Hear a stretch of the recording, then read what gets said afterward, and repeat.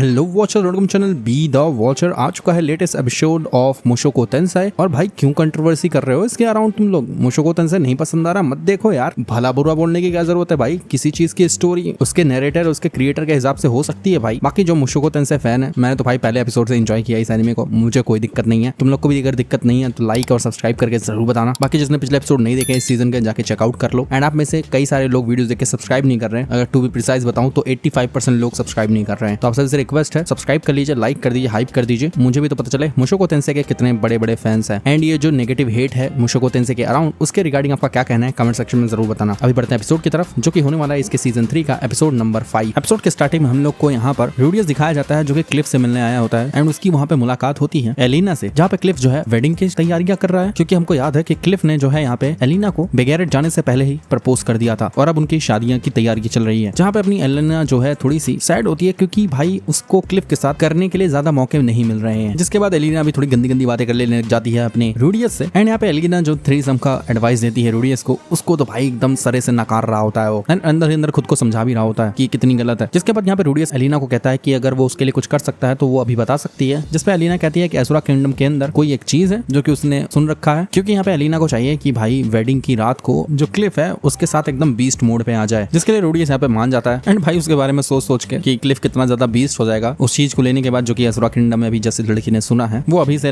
Greedy हो रही होती है। जिसके बाद फाइनली यहाँ पे हम लोग सेरेमनी में पहुंचते हैं, वेडिंग सेरेमनी के अंदर। एंड दोनों एक दूसरे से शादी करते हैं जो भी यहाँ के रीति रिवाज है उसके अकॉर्डिंग। जिसके बाद बाकी लोग वहाँ पे वेडिंग से लौट रहे होते हैं, मतलब रूडियस के घर वाले। इन सभी को वो वेडिंग काफी ज्यादा पसंद आई होती है। जहाँ पे रूडियस की बहनें कुछ ज्यादा ही खुश होती हैं इस पूरे सिनेरियो को, वेडिंग को और ड्रेसेस को देखकर। जहाँ पे अपनी सेल्फी बताती है, उनकी तो शायद ही नॉर्मली घर के अंदर ही हुई थी, ऐसा कुछ बड़ी हुई नहीं थी, तब भी वो बहुत ज्यादा अच्छी थी। दूसरी तरफ रॉक्सी यहाँ पे अपने रूडी को पकड़ लेती है। जिसपे रूडी कहता है क्या तुम्हें बड़ी शादी चाहिए रॉक्सी? जिसपे अपने रूडी बताता है कि अभी रॉक्सी और रूडी की सेरेमनी तो नहीं हुई है, लेकिन रॉक्सी को देख के रूडी इतना समझ रहा होता है कि उसको चाहिए तो है। बट रॉक्सी यहाँ पे बोलती है कि उसे कोई सेरेमनी नहीं चाहिए। जहाँ पे भाई रूडी थोड़ा सा यहाँ पे रॉक्सी को क्यूट मान के, जो कि क्यूट सच में लग रही होती है, उसे माथे पे किस कर देता है। फिर यहाँ पे सेल्फी भी आगे आ जाती है कि मुझे भी भाई। और बहनें बोल रही होती है कि भाई तू यार पब्लिक में ऐसा मत किया कर यार। बट रूडी अपनी बहनों के साथ भी खुशी होता है। जहाँ पे आयशा की हरकतों को देख के लिलिया थोड़ा उसको डांट रही होती है कि उसे अच्छी लड़की की तरह बिहेव करना चाहिए। जहाँ पे रूडी सुनता है कि उसकी बहन 11 साल की हो चुकी है तो उसे सरप्राइज होता है, अरे किसी ने भी इनके 5th और 10th बर्थडे को सेलिब्रेट नहीं किया। जहाँ पे शायद पॉल को तो चांस नहीं मिला होगा मास टेलीपोर्टेशन की वजह से। एंड यहाँ पे रूडी को पॉल की बात भी आ जाती है, कैसे जो है पॉल ने कहा था कि घर जाते ही हम लोग बहुत सी बड़ी पार्टी करने वाले हैं। तो जिससे रूडी डिसाइड करता है कि वो भी एक पार्टी देगा। जिसके बाद हमें सिटी दिखाई जाती है जहाँ पे चारों तरफ आराम से लोग खुशी से होते हैं क्योंकि हार्वेस्टिंग वाला फेस्टिवल चल रहा होता है, हार्वेस्टिंग वाला टाइम चल रहा होता है। और इस टाइम पे लगभग टाउन ऐसा खुशहाल ही होता है, जिस टाउन के अंदर जिस मार्केट के अंदर अपने रॉक्सी, सिल्फी और रूडी घूम रहे होते हैं और यही सब देख रहे होते हैं। जहाँ पे रूडी ने शायद बता दिया होता है कि उनके बर्थडे की पार्टी थ्रो करने वाला है, तो इसलिए सिल्फी और रॉक्सी को आयशा और नॉन के लिए गिफ्ट चाहिए होता है, जिसको देख के वो लोग सरप्राइज हो जाए। बट रूडी यहाँ पे सिर्फ अपनी बहनों के लिए गिफ्ट लेने के लिए नहीं, बल्कि एलिना के लिए भी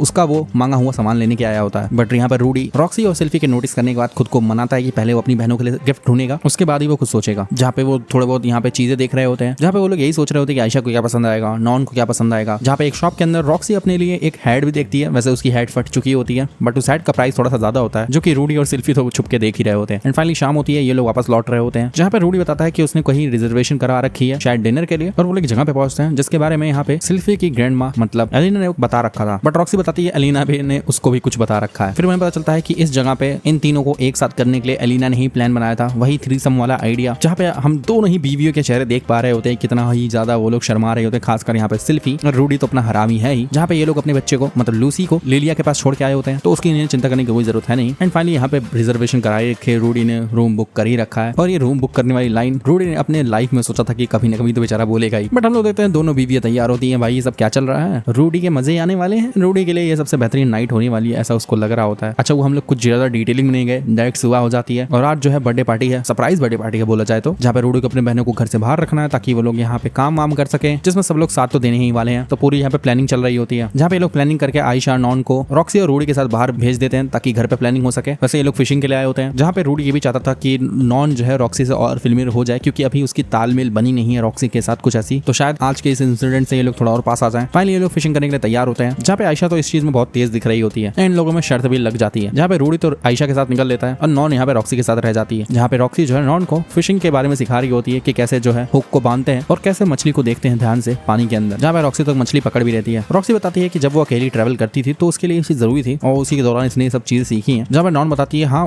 उसने जो है रुजर्ट को भी एक बार देखा है उसके लिए फिश पकड़ते हुए जब वो उसके साथ ट्रैवल कर रही थी, तो जहाँ पे वो इस डंडे और रस्सी के साथ नहीं फिशिंग करता था, रूजर तो रैग स्पीयर लेता था, मतलब भाला लेते ही फिशेस को मार देता था भाई, और एक साथ 3-4 फिशेस भाई। फाइनली नॉन वाले डंडे में जो है यहाँ पर फिश फंस चुकी होती है, जो कि वो खींच रही होती है एंड रॉक्सी उसकी मदद कराती है। एंड फाइनली ये दोनों मिलकर एक और फिश पकड़ लेते हैं, मतलब वो नॉन की फिश होती है वैसे तो, जिसको रूडी देख रहा होता है और खुश हो रहा होता है। जहाँ पे अपना रूडी मछली नहीं पकड़ पा रहा होता है, आयशा तो और पकड़े जा रही होती है भाई। अब इस चीज को लेकर आयशा बड़ी खुश हो रही होती है, अपने भाई को चढ़ावा रही होती है, बट रूडी को अपने बड़े भाई के तौर पे आयशा को इम्प्रेस तो करना ही है बड़ी फिश पकड़ के। बट रूडी तो यहाँ पे जूते निकाल रहा होता है भाई, जिसके बाद रूडी थोड़ा सा सीरियस होता है और कहता है आयशा पीछे हट जाओ, एंड वो साला मैजिक ही कास्ट कर देता है भाई, जहाँ पे वो अपने ही मैजिक पे एक्सपेरिमेंट कर रहा था, जो कि उसने रॉक्सी से सीखा है, लाइटनिंग वाला मैजिक, जहाँ पे स्काई क्लाउड के थ्रू काफी सारी माना उसके थ्रू वो लाइटनिंग के स्ट्राइक कर सकता है, जहाँ पे पावर को कम करते हुए कास्ट करेगा तो शायद वो छोटी सी लाइटनिंग कास्ट कर सकता है एंड इलेक्ट्रिसिटी प्रोवाइड करा सकता है। एंड हम लोग देखते भी हैं कि वो जो नहर होती है, कैनाल होती है, उसके अंदर करता भी है और बहुत सारी फिशेस मारी भी जाती हैं। और रूडी तो बड़ा खुश होता है। आयशा कहती है चीटिंग कर रहे हो तुम, मैजिक कैसे यूज कर सकते हो भाई, जिसको लेकर सभी रूडी को डांट रहे होते हैं भाई। फाइनली ये लोग फिशेस पकड़ के वापस लौट रहे होते हैं, शाम हो चुकी होती है, जहाँ पे हम लोग ये साफ साफ देख पा रहे होते हैं नॉन और आयशा का बॉन्ड रॉक्सी के लिए थोड़ा सा बढ़ चुका होता है, खासकर नॉन का, जो कि रूडी देख के खुश हो रहा होता है। फाइनली लोग घर पहुंचते हैं एंड यहाँ पे सिल्फी और लिलिया और जिनत जो है सॉल्व करते हैं अपने बच्चों का, जहाँ पे भले ये लोग 11 साल के हो चुके हैं बट इन लोग को 10 साल की पार्टी तो देनी ही थी, तो अभी क्यों नहीं। इन्होंने घर को भी अच्छा खासा सजाया होता है, अच्छा खासा खाना बना होता है, नॉन और आयशा बड़ी खुश भी लग रहे होते हैं, जहाँ पे अपना रूडी सबको एड्रेस भी करता है कि कैसे भाई हमारी फैमिलीज के साथ बहुत कुछ हुआ है पिछले 7 सालों के अंदर, पिता भी चले चुके हैं, माँ भी कुछ याद नहीं है उनको, बट फिर भी हम लोग एक साथ रहे, ऐसा तो हमारे डैड सोचते ही थे और हमारी हंसी भी हमारे ऊपर रहे, और मैंने अपने डैड को प्रॉमिस भी किया था कि भाई हम लोग एक बड़ी सी पार्टी थ्रो करेंगे ही, तो चलो फिर एंजॉय करते हैं। फाइनली यहाँ पे खाना पीना खत्म होता है, आयशा और नॉन को उनका गिफ्ट दिया जा रहा होता है एंड दोनों अपना गिफ्ट यहाँ पे खोलने वाले होते हैं, और हम देखते हैं कि आयशा के लिए यहाँ पे शूज होते हैं, बूट्स होते हैं मतलब, और अपनी नॉन के लिए एक जैकेट सा होता है कुछ, जहाँ पे नॉन ये चीज बताने के लिए अपनी मॉम के पास जाती है, आयशा अपनी मॉम के पास जाती है, बट यहाँ पे जिनत थोड़ा सा रिएक्ट करती है नॉन की बातों को सुन के, मतलब स्माइल करती है, जो कि सभी लोग देख के एकदम हैरान होते हैं एंड सभी की आंखों में यहाँ पे आंसू होते हैं। जहाँ पे लिलिया भी जो है इन दोनों को गिफ्ट देती है, जो कि रुमाली होता है बट उस पर थोड़ी सी एम्ब्रॉयडरी हो रखी होती है, उसने जिनत की तरफ से गिफ्ट दिया होता है। जहाँ पे लिलिया तो भाई जिनत के लिए लॉयल है ही है एंड वो प्रे भी करती है कि और भी ये लोग खुशी के पल बिता सकें एक साथ, एंड जिनत थोड़ा सा इंटरेक्टिव हो चुकी होती है, हाथ फेर रही होती है, स्माइल कर रही होती है, जो कि देख के लिलिया भी खुश होती है। फिर हम देखते हैं यहाँ पर रॉक्सी बैठी होती है, जो कि थोड़ा सा इमोशन हो रही होती है, उसके पास आती है सिल्फी और अपने रूडी, उसके लिए भी एक प्रेजेंट लेके, जो कि सिल्फी बताती है कि ये उसका वेडिंग प्रेजेंट है एंड हाँ जी हाँ इसके अंदर वही हैट है जो कि रॉक्सी चाहती थी। जहाँ पे सिल्फी तो फिर से शुक्रिया करती है रॉक्सी का कि उसकी वजह से रूडी आज यहाँ तक पहुंचा है, जिसकी वजह से उसकी लाइफ बदल चुकी है। तो सिल्फी कहती है कि भाई मैं भी जो है यहाँ पे जिनत और लिलिया की तरह होना चाहती हूँ, ठीक है, जिसको लेके रॉक्सी बहुत ज्यादा इमोशनल हो जाती है एंड सभी यहाँ पे काफी ज्यादा एंजॉय कर रहे होते हैं इस चीज को। जहाँ पे रूडी कहता है कि जरूर पॉल इसको देख के खुश तो हो ही रहा होगा और यही शायद वो चाहता भी होगा। एंड ये पूरा इंटरेक्शन, ये पूरा सीन देख के रूडी जो है अपने पुराने सीन को भी याद करता है जिसमें पॉल भी था। एंड भाई पॉल वाला इंसिडेंट ना मुझे काफी ज्यादा खुद से इमोशनल लगता है, क्योंकि पॉल को हम पहले एपिसोड से देखते हुए आए थे एंड जब उसने अपना सैक्रिफाइस दिया भाई, जो कि हर बाप करता है, विच इज वेरी इमोशनल भाई उस टाइम पे तो। एंड अभी भी जब याद दिलाता है भाई रूडी तो भाई इमोशनल तो हो ही जाता है बंदे। और यहाँ पे रूडी वादा करता है कि जब ये दोनों 15 के हो जाएंगे तो वो और भी बड़ी पार्टी देगा। एंड इसी के साथ ये सेलिब्रेशन वाला एपिसोड एंड होता है। बाकी तुम लोग बताना तुम लोगों ने एपिसोड देखा, आप लोग को एपिसोड कैसा लगा। सब्सक्राइब कर लेना यार, तुम लोग सब्सक्राइब नहीं कर रहे हो काफी लोग। एंड बाकी भी और चीजें कवर हो रही है चैनल पे, बहुत सारे एनिमे आ रहे हैं इस सीजन और मैं कई सारे एनिमे कवर कर रहा हूँ, तो पूरी प्लेलिस्ट, पूरी जो लिस्ट है वो चेकआउट कर लेना दोनों ही channel beast watcher, be the watcher पे। बाकी मिलता हूँ मैं आपको नेक्स्ट वीडियो के अंदर, तब तक के लिए बी द वॉचर।